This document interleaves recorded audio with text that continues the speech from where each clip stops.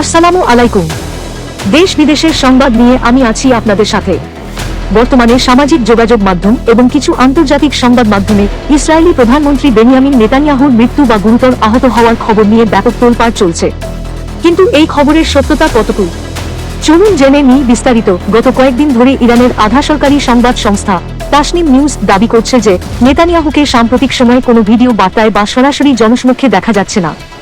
এর পাশাপাশি নেতানিয়াহুর ব্যক্তিগত বাসভবনের নিরাপত্তা অস্বাভাবিকভাবে বৃদ্ধি পাওয়ায় তার মৃত্যু বা গুরুতর আহত হওয়ার গুঞ্জন আরও জোরালো হয়েছে। তবে ইসরায়েলি সংবাদ মাধ্যম দ্য জেরুজালেম পোস্ট এই দাবিকে সম্পূর্ণ ভিত্তিহীন ও ফেক নিউজ বলে উড়িয়ে দিয়েছে।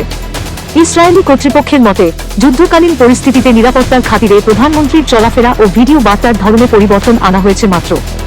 এমনকি গত 7 মার্চেও নেতানিয়াহু জাতির উদ্দেশ্যে দেওয়া এক বিবৃতিতে লেবানন ও অন্যান্য ফ্রন্টে ইসরায়েলি অভিযানের অগ্রগতি নিয়ে কথা বলেছেন। এখন পর্যন্ত কোনো স্বাধীন বা নিরপেক্ষ আন্তর্জাতিক সংস্থা নেতানিয়াহুর মৃত্যুর খবর নিশ্চিত করেনি। ফলে একে একটি প্রোপাগান্ডা বা গুজব হিসেবেই দেখছেন বিশ্লেষকরা। পরবর্তী আপডেট পেতে আমাদের সাথেই থাকুন। ধন্যবাদ।